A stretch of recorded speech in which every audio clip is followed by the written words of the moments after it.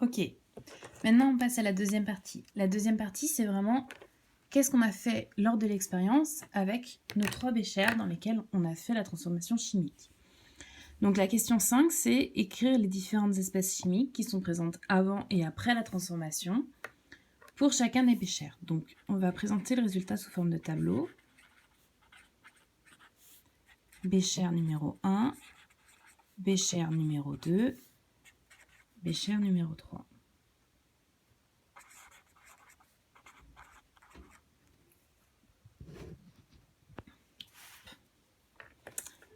Et on va noter avant la transformation chimique et après la transformation chimique.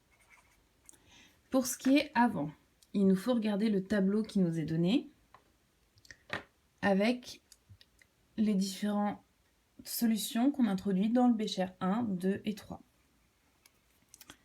Donc, dans le bécher 1, on vous dit qu'on met 20 ml de sulfate de cuivre aqueux. Donc, on a Cu2+, SO4 de moins, H2O. Puisque c'est une solution aqueuse, H2O est ici le solvant. On me donne aussi 20 ml d'hydroxyde de sodium, donc Na+, OH-. Donc ici, on retrouve la liste des espèces présentes avant qu'on avait donnée au départ. Dans le bécher numéro 2, ici, il n'y a que les volumes qui changent. On a plus d'eau distillée, on a moins de sulfate de cuivre, Cu2+, SO4 de moins, mais les espèces sont toujours présentes. H2O, Na+, OH-. Pareil pour le bécher 3, où ici, c'est aussi les concentrations qui changent. Cu2+, SO4 de moins, H2O, Na+, OH-. Même si on ne rajoute pas d'eau distillée, on a toujours de l'eau, puisque c'est notre solvant ici. Donc quand on vous dit une solution aqueuse, ça veut dire qu'on a de l'eau en plus de nos différents ions. Ok, donc ça, c'est la liste des espèces présentes avant la transformation dans chacun des béchers. Maintenant, quelle est la liste des espèces présentes après pour nos 3 béchers? Ici, on va commencer par les espèces spectatrices, c'est-à-dire celles qui ne vont pas intervenir dans la réaction. On a dit H2O, SO4 de moins et Na+.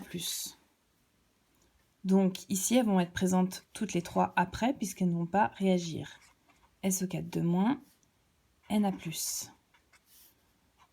H2O, SO4 de moins, Na+. Et pareil pour le 3e bécher.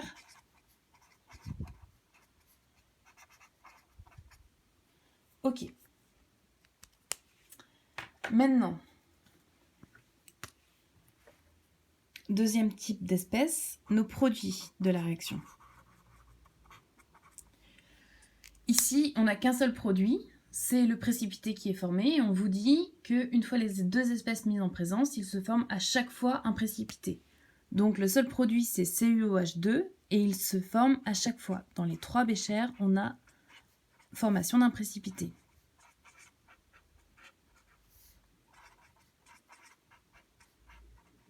Donc ici, dans les 3 cas, on forme CuOH2. Et maintenant, il nous reste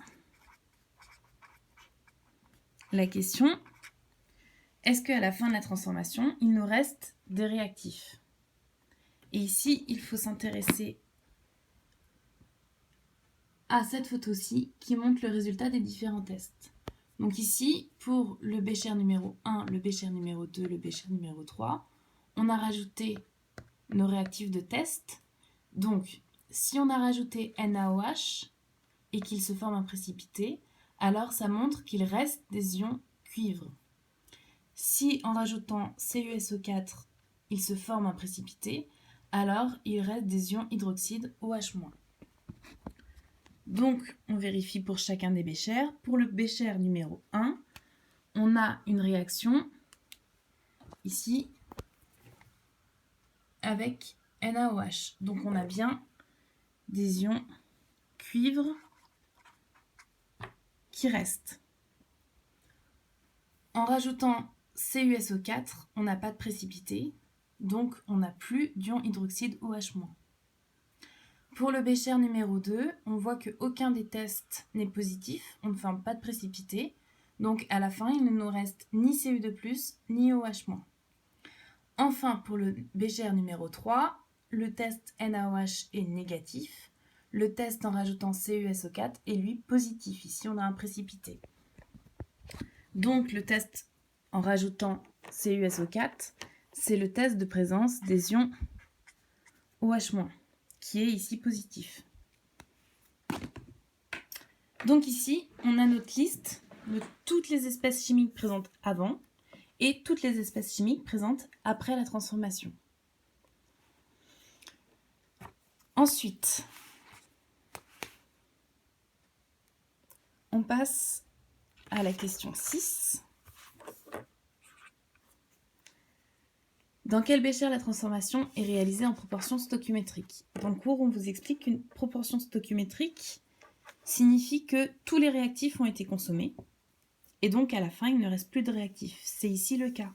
On n'a ni Cu2+, ni OH- qui restent à la fin de la transformation. Donc, dans le bécher 2,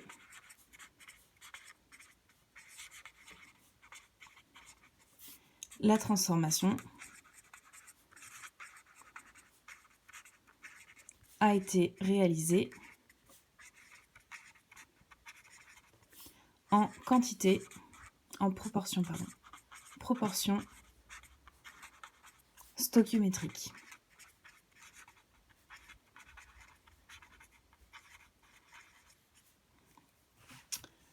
Ok, ensuite les différents réactifs limitants. Le réactif limitant est le réactif qui est consommé jusqu'à la fin. Et donc, on n'en trouve plus après la transformation. Donc, de toute façon, ce sera soit Cu2+, soit OH-. Notre réactif limitant est forcément un des deux réactifs. Pour le bécher numéro 1, on nous dit, à la fin de la transformation, il reste des ions Cu2+, donc ce n'est pas lui le limitant. Donc c'est OH-. La transformation s'arrête lorsque tout OH- a été consommé et il reste des ions Cu2+, qui n'ont pas été consommés.